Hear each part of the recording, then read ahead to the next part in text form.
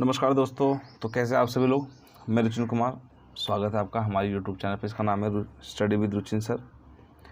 देखिए, हमने जो वनदरोगा के लिए अपनी साइंस की सीरीज़ चला रखी है, आज उसमें हम जो है इसमें जो हमारा फिजिक्स वाला पोर्शन है, आज हम उसको कवर अप करेंगे। ठीक है, जो हमारा फिजिक्स वाला पोर्शन है आज हम उसको देखेंगे। ठीक है, तो फिजिक्स में जो हम बात करेंगे वो क्लास 9 से लेके क्लास 10th, यानी कि जो इनकी एनसीईआरटी बुक्स हैं, उस एनसीईआरटी बुक्स के फैक्ट के ऊपर बात करेंगे। और इसमें आपकी थ्योरी भी होगी, आपके न्यूमेरिकल्स भी होंगे और बाकायदा इसमें आपके ऑब्जेक्टिव क्वेश्चंस भी मैं कराऊंगा सारे के सारे। ठीक है, तो सारे क्वेश्चन की जिम्मेदारी मेरी है। ठीक है, ये कोर्स बिल्कुल एकदम फ्री है, इसमें कोई ऐसा नहीं है, बिल्कुल फ्री ऑफ कॉस्ट है। ये कोई कोर्स जो है वनदरोगा का, इसमें कोई चार्ज नहीं है इसका। ठीक है, बिल्कुल फ्री है। ठीक है, अगर किसी भी बंदे को या किसी बच्चे को कोई दिक्कत हो या कुछ पूछना हो, नोट्स के बारे में डिस्कस करना हो, तो मुझे जो है इस कॉन्टैक्ट पे या इस नंबर पे कांटेक्ट कर सकता है। ठीक है, ये मेरा कॉन्टैक्ट नंबर है। आप इस पे जो है कॉल करके कोई भी जानकारी प्राप्त कर सकते हैं। कोई क्वेश्चन आपके समझ में नहीं आ रहा है, कोई थ्योरी टॉपिक ऐसा है जिस पर आप वीडियो चाहते हैं कि सर इस टॉपिक पे वीडियो बनाया जाए, मैं जो है इस टॉपिक पे वीडियो बना दूंगा। ठीक है, चलिए, बाकी तो मैं आपके एनसीईआरटी के हिसाब से लेके चल रहा हूँ सर इसको। ठीक है, 9th और 10th को लेके। ठीक है, चलिए सर, बात करते हैं अगले क्वेश्चन पेज पे। देखिए, अगर हम बात करें फिजिक्स में, तो सबसे पहले क्या होता है कि हमें इसकी डेफिनेशन जाननी बहुत ज़रूरी है। ठीक है, बिल्कुल जीरो से पढ़ाऊंगा आपको मैं। तो अगर आपसे क्वेश्चन पूछा कि भौतिकी या भौतिक विज्ञान, यानी कि जो फिजिक्स है, अगर हम भौतिक विज्ञान के बारे में बात करें कि भौतिक विज्ञान क्या है, तो भौतिक विज्ञान जो है विज्ञान की वह शाखा है, विज्ञान की वह शाखा है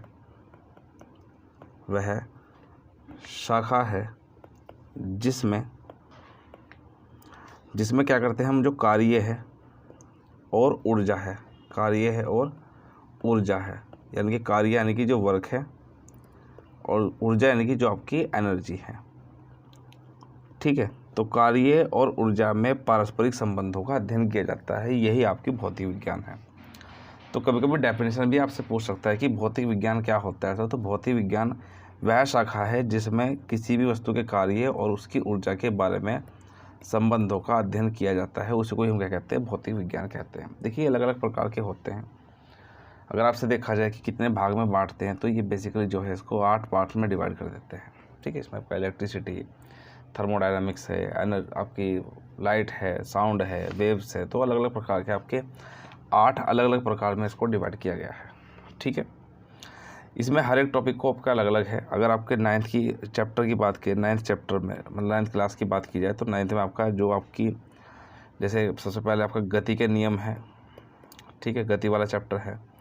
फिर कार्य वाला चैप्टर है, वर्क एनर्जी। फिर गुरुत्वाकर्षण है, यानी ग्रेविटी वाला चैप्टर है आपका, गुरुत्वाकर्षण है। देन उसके बाद आपका अगर देखा जाए तो ये ध्वनि वाला चैप्टर है, और ध्वनि वाले चैप्टर में ही आपकी तरंगे हैं, यानी कि वेव्स है। तो ये टॉपिक आपके बने हुए हैं। अगर यहीं पे क्लास 10th को देखा जाए, क्लास 10th को देख लिया जाए, तो क्लास 10th में आपके 4 चैप्टर हैं। फर्स्ट चैप्टर की अगर हम बात करते हैं, तो फर्स्ट चैप्टर पे आपका आएगा, वो आएगा लाइट। नंबर 2 पे आपका आएगा आपका ह्यूमन आई, यानी कि ये आपका प्रकाश है और ये आपका मानव नेत्र है। ठीक है, नंबर 2 की बात करें ह्यूमन आई पे, उसके बाद आपकी इलेक्ट्रिसिटी है। इलेक्ट्रिसिटी यानी कि विद्युत है। और इसके बाद जो है वो आपकी मैग्नेट है। मैग्नेट यानी कि चुंबक वाला चैप्टर रखा है।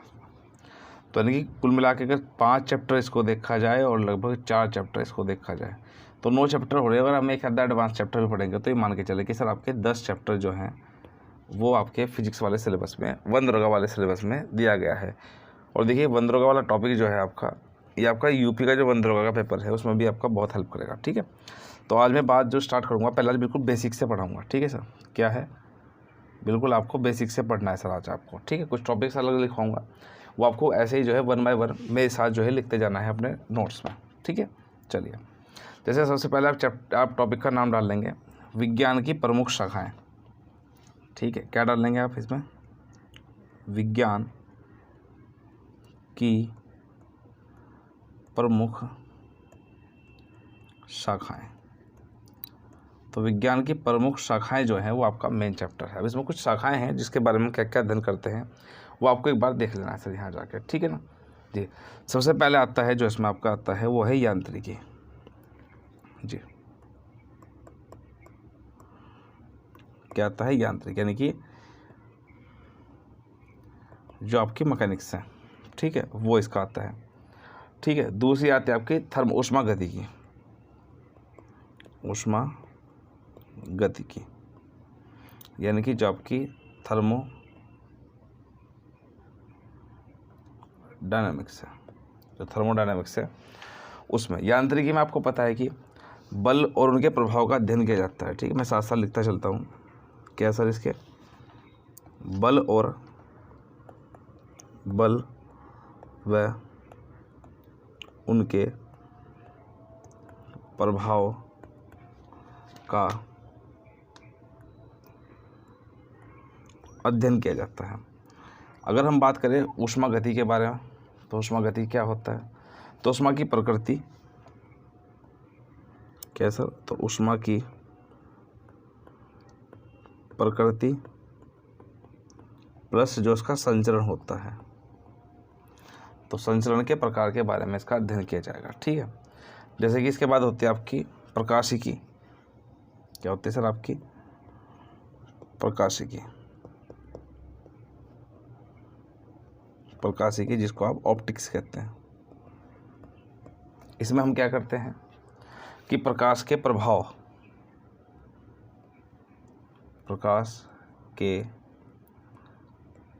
का अध्ययन किया जाता है, ठीक है। इसके बाद जैसे मान लेते हैं एग्जाम्पल के तौर पे चुंबकत्व,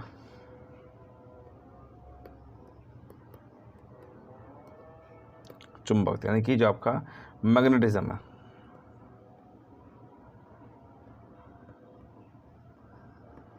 जो आपका मैग्नेटिज्म है। अब इसमें क्या होता है, जैसे चुंबक के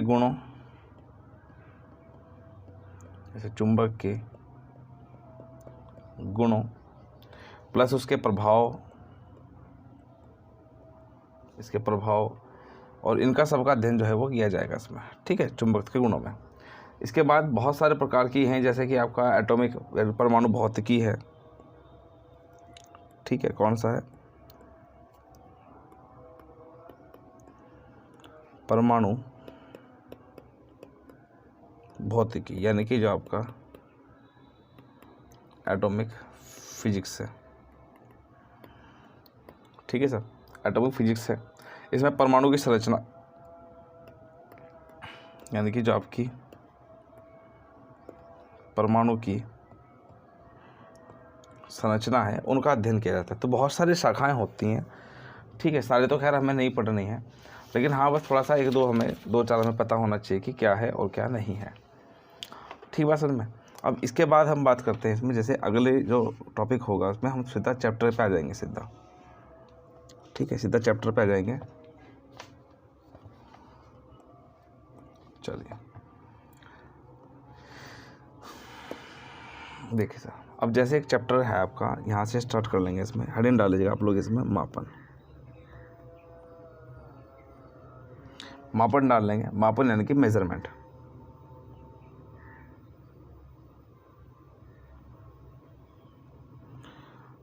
जो है, ठीक है ना, मेजरमेंट। देखिए सर, मेजरमेंट में क्या होता है कि आपका किसी भी भौतिक राशि को, यानी कि किसी भी जो हमारी भौतिक राशि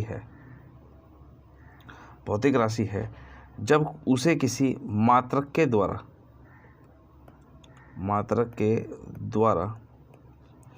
प्रकट किया जाता है,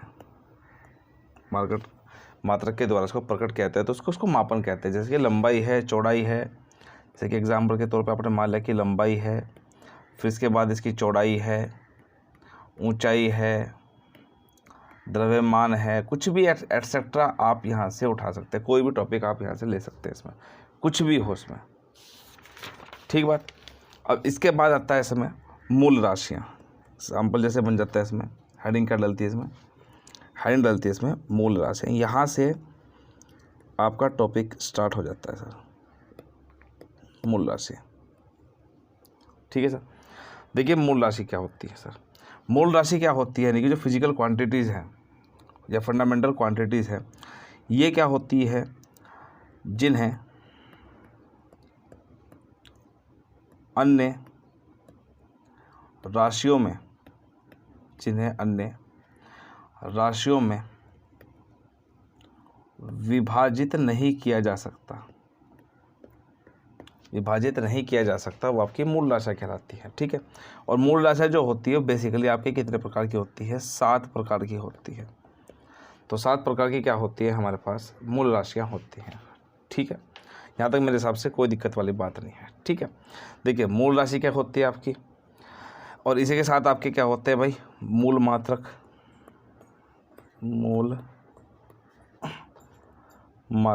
तो मूल मात्रक भी हमारे कितने प्रकार के होते हैं, इसमें 7 प्रकार के होते हैं।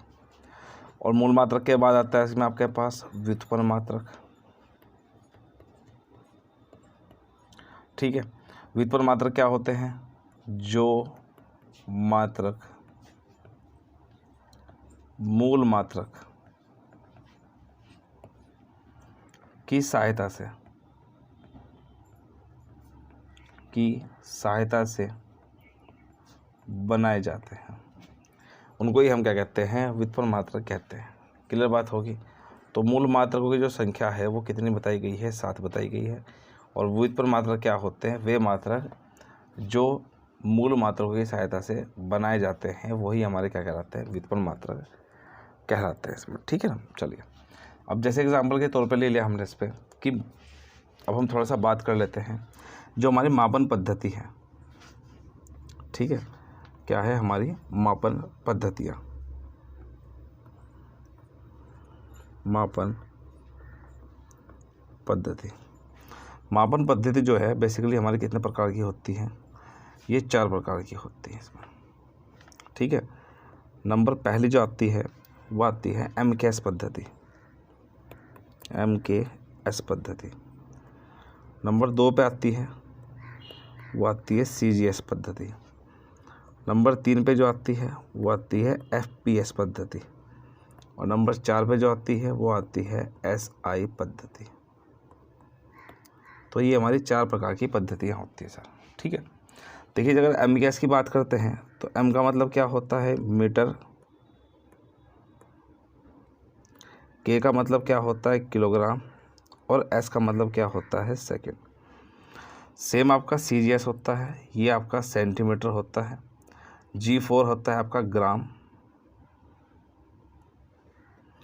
और S4 होता है आपका सेकंड। ठीक है। FPS की बात करते हैं। FPS क्या है, ये आपका फुट है, ये आपका पाउंड है, और ये आपका सेकंड है। तो फुट, पाउंड और सेकंड। ठीक है सर, यही होती है हमारी पद्धतियाँ। अब इसके बाद क्या हुआ, देखिए अगर MKS पद्धति है, ठीक है, ये 3 होते हैं सर। अब जो हमारी CGS पद्धति है, इसी हम जो कहते हैं आपकी मीट्रिक पद्धति कहते हैं, इसको फ्रेंच पद्धति भी कहते हैं। क्या कहते हैं इसको, अगर CGS पद्धति की बात करते हैं तो फ्रेंच या मीट्रिक पद्धति किसको कहा जाता है, आपका CGS पद्धति को कहते हैं। और अगर आपसे पूछा कि जो FPS है, क्या है आपका FPS है, तो FPS जो है उसको हम ब्रिटिश पद्धति कहते हैं। आई बात समझ में, तो ब्रिटिश पद्धति कहते हैं। और जो MKS है इसी का संशोधित रूप है कौन, आपकी SI पद्धति। तो अगर आपसे क्वेश्चन पूछ लिया गया कि MKS पद्धति का संशोधित रूप क्या है, तो SI पद्धति ही है। देखिए हुआ क्या कि हर देश में अपने अलग अलग आपके मापन चले हैं, तो लेकिन वैज्ञानिकों ने क्या किया कि एक ऐसा मापन बनाया जाए ताकि किसी भी व्यक्ति के लिए ये कुछ अलग ना रहे। तो इसीलिए हुआ क्या कि 1967 में, कब 1967 में आपका क्या हुआ, अंतर्राष्ट्रीय मापतोल अधिवेशन हुआ। क्या हुआ, अंतर्राष्ट्रीय मापतोल अधिवेशन। मापतोल अधिवेशन हुआ। और ये कहाँ हुआ था? ये हुआ था स्विट्ज़रलैंड में। कहाँ हुआ था? ये स्विट्ज़रलैंड में हुआ था। तो इसी SI पद्धति को 1967 में स्वीकार किया गया और इसके तहत जो आपकी मात्रक है, जो आपके मात्रक हैं वो आपके दो प्रकार से बनाए गए। मात्रक इसमें दो प्रकार के बनाए गए। एक तो उसमें बनाए गए आपके मूल मात्रक और दूसरा जो उसमें बनाए गए वो है पूरक मात्रक या संपूरक मात्रक। पूरक मात्रक। तो मूल मात्रक की जो मूल मात्रक है, अगर आपसे इनकी संख्या पूछ लिया तो इनकी संख्या 7 है और पूरक मात्रक की संख्या 2 है। तो ये भी थोड़ा सा आप लोग जो है वो याद रखें सर इसमें। ठीक है, चलिए अब नेक्स्ट पर रहते हैं। अब हम बात करते हैं हमारे जो यहाँ पे 7 मूल मात्रक है, वो 7 मूल मात्रक कौन कौन से हैं उनको हम एक बार जो है यहाँ पे देख लेते हैं। ठीक है, देखिए चलो, देखिए बात करते हैं हम यहाँ पे मूल मात्रक पे। मूल मात्रक पे, तो मूल मात्रक बेसिकली हमारे पास आपको पता है कि सर कितने होते हैं? 7 होते हैं। यहाँ तक मेरे हिसाब से कोई बड़ी बात नहीं है। अब देखिए बात क्या है, इधर हम क्या लिखेंगे? जो हमारी भौतिक राशियाँ हैं, जो हमारी भौतिक राशि है वो हम यहाँ लिखेंगे और सामने क्या लिखेंगे? इसका मात्रक लिखेंगे यहाँ पर। ठीक है ना? चलिए बात करते हैं 1 बाय 1। ठीक है, चलिए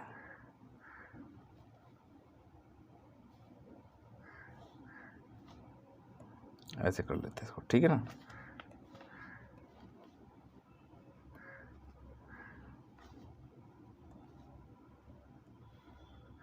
देखिए अगर नंबर 1 की बात करते हैं तो नंबर 1 पे आता है हमारी लंबाई, यानी कि जो हमारी लेंथ है। अगर इसका मात्रक देखा जाए, इसका मात्रक क्या होता है? तो इसका मात्रक जो होता है वो होता है मीटर। मीटर को हम कहाँ से लिखते हैं? M से लिख देते हैं। नंबर 2 से बात कर दें, नंबर 2 की अगर बात करें, नंबर 2 पे कौन है? तो नंबर 2 पे आता है इसका आपका द्रव्यमान। द्रव्यमान यानी कि जो हमारा मास है। अगर द्रव्यमान की बात करते हैं तो वो बनता है आपका किलोग्राम। किलोग्राम यानी कि जो आपका केजी है। नंबर 3 की अगर हमने यहाँ पे बात करी तो नंबर 3 पे आता है आपका समय। समय है आपका, जो हम टाइम की बात करते हैं। तो समय की बात करते हैं तो समय का जो होता है वो होता है हमारा सेकंड। ठीक है। नंबर 4 की अगर हम यहाँ बात कर देते हैं तो ये है ताप, यानी कि आपका टेम्परेचर। और यही मेरे हिसाब से आपका इम्पोर्टेंट क्वेश्चन बनता है। देखिए क्यों इम्पोर्टेंट बनता है मैं बता रहा हूँ। देखिए हमारे बेसिकली ताप के जो है 4 पैमाने हैं, जिसमें आपका डिग्री सेल्सियस है, फ़ारेनहाइट है, केल्विन है और र्यूमर स्केल है। और आपको ऑब्जेक्टिव में भी हमेशा ध्यान करना है, 4 ही ऑप्शन देगा। तो इसका जो ताप का ऐसा ही मात्रक है आपका, वो है आपका केल्विन। ठीक है, क्या है आपका?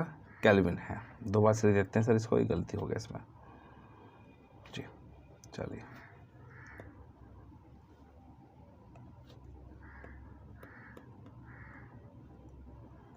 केल्विन यानी कि तो यहाँ से क्या आंसर बैठेगा आपका? केल्विन जो है सही आंसर बैठ जाएगा। नंबर इसके बाद हम बात करते हैं, इसके बाद है नंबर 5 का विद्युत धारा। विद्युत धारा यानी कि जो इलेक्ट्रिक करंट है, शॉर्ट में लिखूंगा इसी, इलेक्ट्रिक करंट जो है उसका जो मात्रक है वो है आपका एम्पियर। क्या है आपका? एम्पियर है।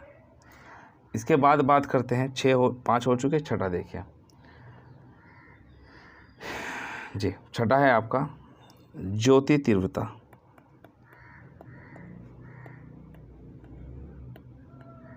ज्योति तीव्रता यानी कि ल्यूमिनस इंटेंसिटी, और इसका जो मात्रक है वो है कैंडेला। कैंडेला यानी कि CD। और अगर हम बात करें 7वें मात्रक की, किसकी? 7वें मात्रक की। इसको मैं हटा देता हूँ यहाँ से। ठीक है, यहाँ से ये फालतू चीज़ें हटा देते हैं इसको। चलिए 7वें नंबर की बात करते हैं। इसमें 7वें की बात करते हैं तो होते हैं पदार्थ की मात्रा। पदार्थ की मात्रा, और पदार्थ की मात्रा को हम जो लिखते हैं वो लिखते हैं मोल से। किससे लिखते हैं? मोल से। अब इसी के साथ साथ अगर हम बात करें हमारे दो संपूरक मात्रकों की, किसकी? अगर हम यहाँ से थोड़ा सा अलग से टेबल ले लें इसके, तो हमारे यहाँ पे दो क्या आते हैं आपके?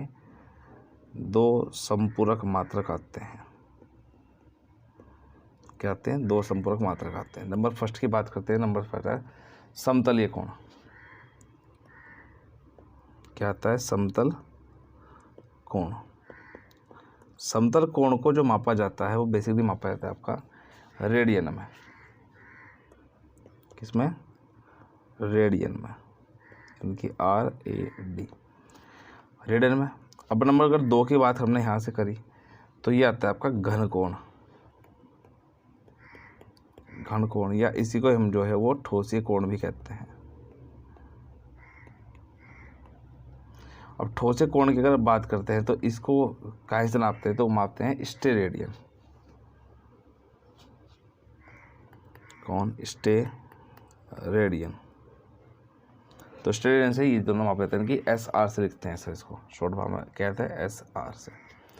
तो ये हमारे क्या है? आपके 7 मूल मात्रक है और 2 ही आपके क्या हैं? संपूरक मात्रक है। तो मात्रक कितने प्रकार के होते हैं सर? बेसिकली मूल मात्रक जो है वो 7 ही प्रकार के होते हैं सर, ठीक है ना? 7 ही प्रकार के होंगे, जिसमें हमारे पहले लंबाई है, दूसरा द्रव्यमान है, तीसरा समय है, ताप है, विद्युत धारा है, ज्योति तीव्रता है और आपका पदार्थ की मात्रा है। इनके मात्रक है मीटर, किलोग्राम, सेकेंड, फिर केल्विन, फिर आपका एम्पियर, फिर आपका कैंडेला और फिर आपका मोल आपका, ठीक है ना? इसी साथ हमारे 2 संपूरक मात्रक भी होते हैं। एक समतलीय कोण भी होता है, यानी कि आपका प्लेन एंगल होता है रेडियन, और एक आपका ठोसीय कोण होता है, ठीक है, या घन कोण होता है, जिसको हम क्या कहते हैं? आपका रेडियन कहते हैं। बेसिकली कि जो समतल कोण है वो 2D के लिए डिनोट कहता है, और घन जो कोण है वो आपका 3D डायग्राम्स के लिए यूज़ किया जाता है। तो ये छोटी छोटी बातें जो हैं वो आपको यहाँ से याद रखनी चाहिए मेरे हिसाब से, ठीक है सर। चलिए, अगर यहाँ से थोड़ा सा एक टॉपिक और देख लिया जाए, छोटा सा टॉपिक है, यहाँ तक मैं आपका ज़्यादा समय नहीं लूँगा, ठीक है।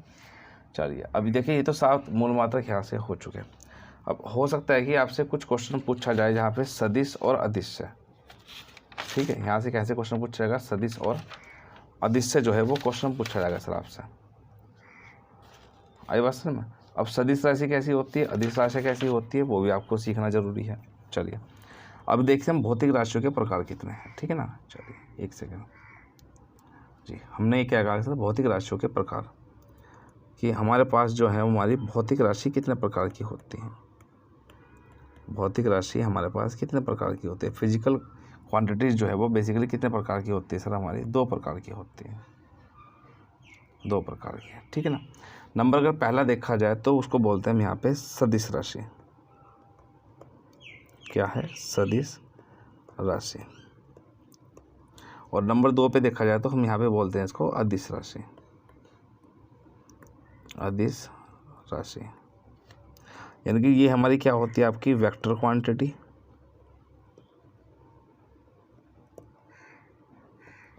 और अगर स्केलर देखा जाए तो ये होता है स्केलर। आपकी हालांकि आपके सिलेबस में है नहीं, लेकिन फिर भी मैं आपको पढ़ा दे रहा हूँ। क्यों? क्योंकि पता नहीं कभी क्वेश्चन आ ही जाए। तो देखिए, सदिश राशि क्या राशि? यानी कि वे भौतिक राशियाँ जिनको व्यक्त करने के लिए, क्या सर? जिनको व्यक्त करने के लिए, जिनको व्यक्त करने के लिए क्या सर? परिमाण के साथ साथ, क्या? परिमाण के साथ साथ, परिमाण के साथ साथ दिशा की भी आवश्यकता पड़ती है। तो जिसमें परिमाण और दिशा दोनों हो जाए वो ही आपकी क्या कहलाती है? सदिश राशि कहलाती है। आपको केवल इतना ही सीखना। अदिश राशि क्या होती है? इसमें क्या? इसमें केवल आपका परिमाण होता है। केवल क्या होता है? परिमाण होता है, और दिशा इसके अंतर्गत नहीं होती। तो इन्हें व्यक्त करने के लिए केवल परिमाण की आवश्यकता पड़ती है, दिशा की नहीं। वो हमारी कैसी राशि कहलाती है? सदिश राशि कहलाती है। अब यहीं से इनके आपके एग्जाम्पल पूछते हैं कि एग्जाम्पल क्या क्या है। जैसे उदाहरण अगर हम देखा जाए, यहाँ से उदाहरण देखा जाए, दोनों के उदाहरण देखते हैं, ठीक है ना। जैसे कि अगर आप जैसे आप लेते हो, इसमें द्रव्यमान है, देखो सॉरी सदिश की बात करते हैं ना, सदिश में जैसे विस्थापन है, से विस्थापन है, फिर हमारा वेग है, ठीक है भाई, वेग है, फिर त्वरण है, फिर हमारा बल है, ठीक, संवेग है। तो ऐसी बहुत सारी राशियां होती हैं सर जो हमारी क्या कहलाती है, आपकी सदिश राशियाँ कहलाती है। तो ये सदिश राशियों के एग्जाम्पल हो गए। ऐसे आपसे अदिश राशियों के 1-2 एग्जाम्पल पूछ सकता है। जैसे कि सबसे पहले कौन आता है इसमें, सबसे पहले आता है आपका द्रव्यमान, मास यानी कि हमारा, फिर आता है हमारी घनत्व,